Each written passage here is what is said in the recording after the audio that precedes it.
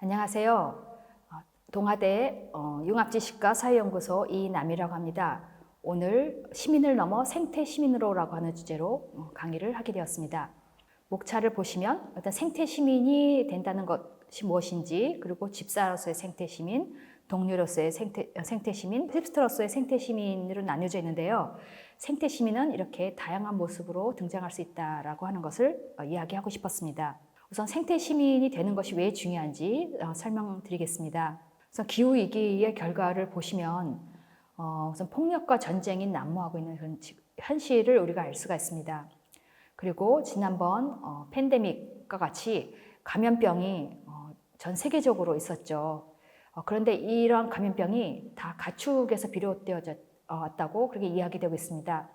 그리고 가축을 키우기 위한 그런 그 토지들이 다 경작이 되고 있기 때문에 그로 인해 탄소 배출은 더 심해지게 된 것이죠. 그리고 기후위기가 발생을 하면 또 위험사회가 등장을 하게 됩니다. 위험사회는 이제 각 개인이 또 무력감과 회피하는 성향을 갖게 되고요. 그리고 불평등이 심해지고, 그리고 민주주의도 멀어집니다. 그리고 사회 내에 어떤 증오가 발생하고 희생양을 찾는 그런 분위기도 만들어집니다. 그런데 이런 상황에서 각 국가들은 문제를 더 악화시키는 대응을 하고 있다는 것이죠. 광물을 막 이전처럼 계속 뽑아내는 그런 신추출주의를 들 수가 있겠고요. 그리고 공해가 계속 발생하더라도 경제 성장을 여전히 추구하는 경우를 들 수 있습니다. 그리고 군대를 동원을 해서 권위주의적으로 해결을 하는 그런 방식도 이야기되고 있는데 이 점은 과연 바람직한 것인지 한번 생각을 해봐야 될 것 같습니다. 그래서 따라서 이런 기후위기에도 불구하고 민주주의는 여전히 중요하다. 그러니까 생태 시민이라면 민주주의를 여전히 필요하다라고 얘기를 해야 될 것 같아요. 그러니까 과거 사례를 볼 것 같으면 에티오피아 같은 경우는 독재 국가였는데 재난을 제대로 해결하지 못했습니다. 많은 사람이 굶어 죽었는데요. 같은 재난을 겪었던 보츠와나 같은 경우는 문제를 잘 해결해서 정치가가 국민의 어떤 그 기대에 부응을 해서 적재적소에 공물을 내놔서 이런 기아 문제를 해결을 했습니다. 그래서 민주국가에는 기근이 없다라고 아마르티아 센이 주장을 하고 있는데요. 그러니까 공적 자원을 적시에 투입을 하면 기근은 그렇게 어렵지 않은 재난이라고 하는 것이죠. 왜냐하면 민주국가에서는 그 정치가가 시민의 요구에 빨리 반응을 해야 됩니다. 따라서 가장 중요한 일들을 먼저 처리하게 되는 것이죠. 한편 권위주의 국가는 이제 정보 생산에 취약한데요. 아랫사람들이 정말 필요한 정보를 제공하지 않고 윗사람들의 눈치를 보기 때문에 더 그 기후위기를 극복하는 데 적합하지 않다라고 할 수 있겠습니다. 또 기후위기는 정의 문제입니다. 정작 기후위기의 원인을 제공한 현 세대가 문제를 제공했지만 그 재난을 맞이하는 것은 이후 세대가 될 수 있다는 것이죠. 따라서 이것이 정의롭지 못한 것이고요.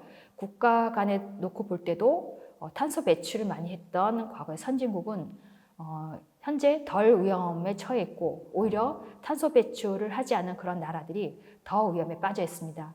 그랬을 때 국가 간 부정의도 일어나고 있다라고 얘기할 수 있겠습니다. 그래서 이런 그 기후위기를 해결하기 위한 그런 노력들이 필요한데요.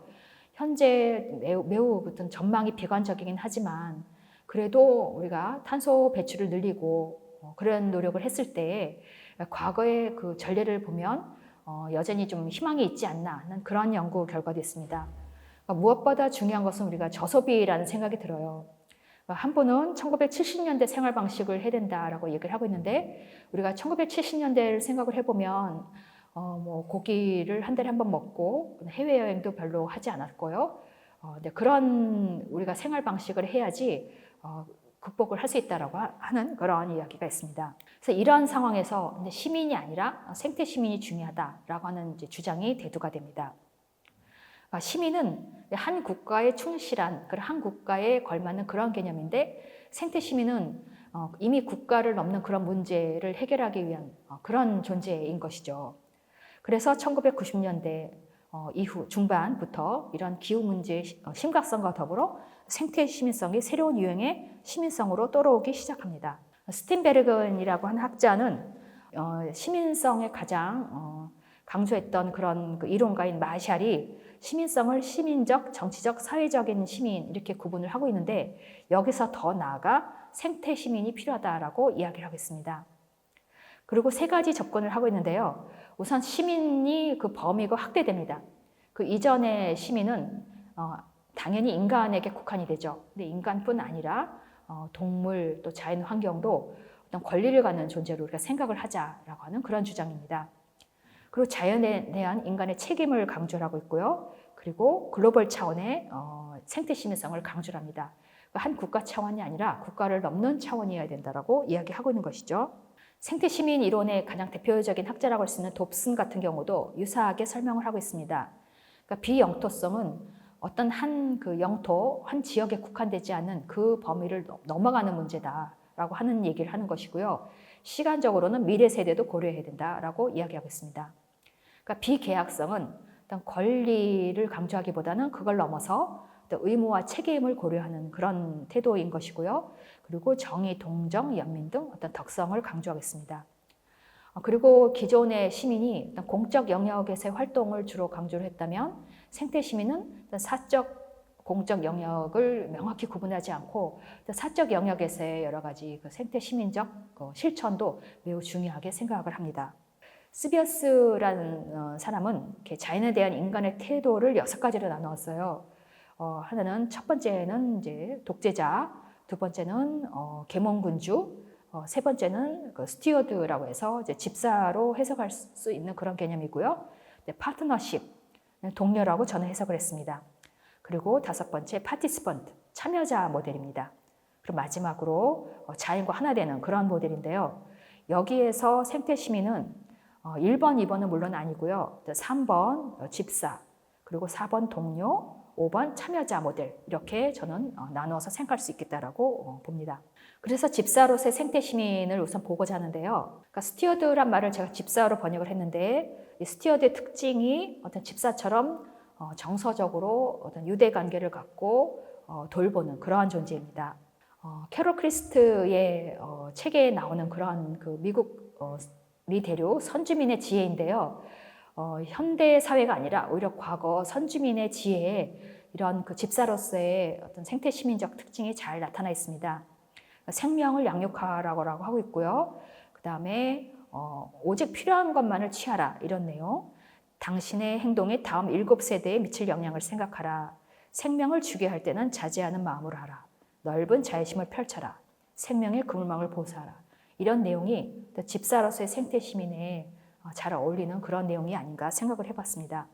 인간이 생태 시민이 과연 될 수 있는가라고 했을 때는 자연에 있는 동물을 봤을 때도 우리가 유추해 볼 수 있지 않을까 생각을 해봐요. 그러니까 보노보 같은 경우를 보면 어떤 집사로서의 생태 시민의 특징이 좀 나타나 있다고 생각되는데요. 그러니까 서로 돌보고 우애를 기반으로 한 그런 공동체입니다. 폭력이 있긴 하지만 굉장히 예외적이고 그리고 주로 이제 어머니가 중심이 된 그런 사회입니다. 근데 인간 사회에서도 이런 비슷한 모습이 있었죠. 그러니까 미국 선주민, 히말라야, 스마트라 여기에 있는 주로 모계 사회라고 불리는 그런 그 종족들이 앞서 보노보처럼 우애와 어떤 평등, 평화에 기반한 그리고 공동 돌봄을 특징으로 하는 그러한 공동체를 이루고 있습니다. 사실 유럽도 과거에는 그런 사회였다라고 얘기되고 있어요. 그리고 한국도 원래는 그런 사회였다. 그런데 이후에 어떤 정복하는 그런 세력이 등장하고 또 자본주의 사회가 되면서 더 이러한 그 전통은 사라져가고 있다라고 할 수 있죠. 동료로서의 생태 시민을 한번 알아보겠습니다. 동료는 이제 파트너십이라고 하는 말에서 따왔는데요. 그러니까 집사가 돌보고 사랑한다면 동료는 믿고 협력하는 그런 존재인 거죠. 근데 자연도 인간의 동료로서 우리가 생각할 수 있겠다라고 하는 겁니다. 그러니까 파트너라고 하면 상호작용과 상호 발전의 역동적 관계에서 함께 존재하고 함께 일하는 그런 존재입니다. 그리고 동등함, 그리고 이를 성취하기 위한 목적성 이런 것들이 굉장히 중요한 가치입니다. 그런데 이러한 그 파트너십, 동료로서의 이런 모델이 사회운동에서도 많이 보여지고 있어요. 그러니까 한 사람의 대표, 한 사람의 우두머리를 내세우는 것이 아니라 모든 그 집단에 있는 사람들이 굉장히 서로 평등하게 그러니까 지도자 없는 그런 사회운동이 일어나고 있다라고 하는 거예요. 근데 한국의 독립운동이나 민주화운동 특징도 사실 그러했고요. 딱히 대표자를 우리가 세우거나 우리가 찾아보기 좀 어렵습니다. 그래서 이런 그 동료적 방식이 인간 사회에서도 대세가 되고 있는 것이 아닌가 한번 생각을 해봤습니다. 그리고 무엇보다 어떤 시민과 생태 시민을 나눌 때 전 동료적인 토론 방식을 한번 생각해 봐야 된다고 생각을 하는데요. 그러니까 과거에 민주 시민을 강조를 했을 때는 치열하게 논쟁을 하고 그러니까 합의를 그러니까 좋은 결론을 내기 위한 합의를 굉장히 강조를 했다면 생태 시민 같은 경우는 그 과정을 좀 더 중시를 하고 열린 구조라고 저는 생각이 들어요. 그리고 당사자끼리 다툼이 있기보다는 갈등 같은 경우는 이제 그 위에서 초월적 방식을 제안을 하고 있고요. 아이리스형의 방식은 그러니까 치열하게 논쟁하기보다는 서로 간의 마음을 살피는 이런 정동적 방식을 강조를 하고 있습니다. 그리고 구성적 방식은 어떤 답을 이미 정해놓는 것이 아니라 계속해서 서로 이야기하면서 답을 찾아가는 과정이라 할 수 있겠죠. 그러니까 이런 방식이 좀 더 이런 생태 위기 시대에 동료적인 토론 방식이 아닌가 한번 제안을 해봅니다. 마지막 모델로서 이제 힙스터로서의 생태 시민을 이야기를 해보고 싶은데요. 앞서 얘기했듯이 파티시펀트 모델이었잖아요. 이 파티시펀트를 제가 이제 힙스터로 얘기를 했는데 그 이유는 참여자 모델은 각 존재의 고유성과 차이를 강조하기 때문입니다. 그러니까 동료는 어떤 동등함, 평등, 협력을 강조했다면 이런 그 참여자로서는 각기 다르면서도 어떻게 조화를 이루어 나갈 것인가 이제 그런 거에 이제 고민이 있는 거고 어떤 일을 이루기 위한 그런 목적성보다는 그 과정 자체를 즐기거나 그 과정 자체가 목적인 경우를 들고 있습니다. 그리고 반가운 소식은 인간이 앞서 그런 여러 침팬지나 보노보 사례를 얘기했습니다만은 그렇게 똑같이 될 수는 없는 거잖아요. 인간은 다른 동물과 또 다른 존재와 다릅니다. 근데 이 참여자 모델, 힙스터 모델은 인간이 그 다른 존재와 다른 거를 유지를 하면서 자연에 참여할 수 있다라고 하는 그런 내용인 거죠. 인간은 합리성과 자의식을 부여받은 존재로서 자신의 정체성을 갖고 이런 그 세계의 자연이라고 하는 연극 무대에서 의미 있고 창조적이고 중요한 역할을 수행해 갈 수 있습니다. 그런데 우리가 이땐 그 정체성보다 특이성을 강조할 수 있는데요. 그러니까 각각의 인간이 하나의 어떤 그 집단적 정체성, 뭐 여성이든 뭐 한국인이든 그걸 떠나서 각자 고유의 어떤 자신의 개성을 갖고 참여할 수 있다라고 하는 것이죠. 논어에서는 화이부동이란 말이 대표적인 그런 그 개념인데요. 그랬을 때 내가 남들과 다르고 또 나와 다른 남들도 그대로 인정하고 그런 것을 지향할 수가 있겠죠. 이런 차이가 있어야지 아름다운 그 뭡니까 줄거리가 이어지고 조화가 생기고 그렇습니다. 그리고 돌연변이가 있어야지 결국 모든 존재의 생존 능력이 커지는 거잖아요. 그래서 그런 차원에서도 참여자 모델, 힙스터 모델은 필요한 것 같습니다. 그리고 과정을 즐기기 때문에 이제는 그 노동 생산 그만하고 이제는 같이 즐겁게 공동체 생활을 통해서 서로 우애를 다지면서 놀자 이런 주장도 할 수 있겠습니다. 참여자로서의 모델, 힙스터로서의 모델은 우리 동양 고전에서도 찾아볼 수 있다고 생각합니다. 그 동학에서 이천식천이라고 하는 개념이 있는데요.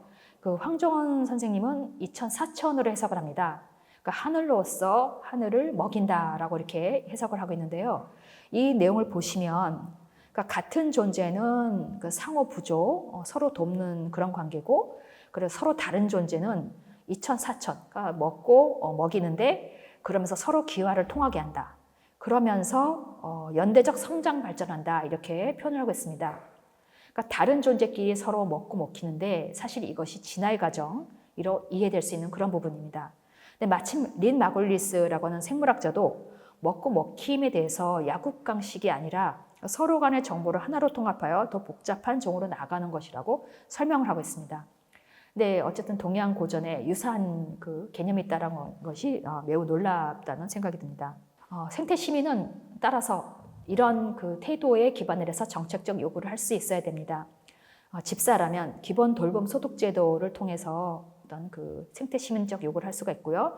동료적 입장에서는 시민의회, 협동조합, 공동체 경제, 그리고 참여자, 힙스터 모델에서는 노동과 소비를 줄여가며 이제 삶을 즐길 방식을 요청할 수 있습니다.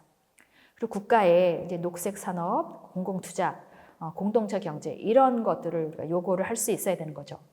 더 이상 탄소를 배출하는 거대 산업이 아니라 친환경 산업, 그리고 의료와 돌봄 인프라 재건에 국가 예산을 써야 된다라고 주장을 할 수 있습니다. 근데 제일 중요한 것은 그러니까 약자라고 할 수 있는 자연 환경과 노동자가 이 부담을 떠안지 말아야 된다는 것이죠. 이런 그 정책적 요구에는 많은 예산이 필요한데 이때 그 예산은 어디서 우리가 구해야 되냐면은 이전의 경제 성장에서 가장 많은 이익을 봤던 그런 자들이 부담을 해야 된다라고 생각을 합니다. 앞서 스비어스에서 그 마지막이 자연과 하나가 된 그런 것이었잖아요.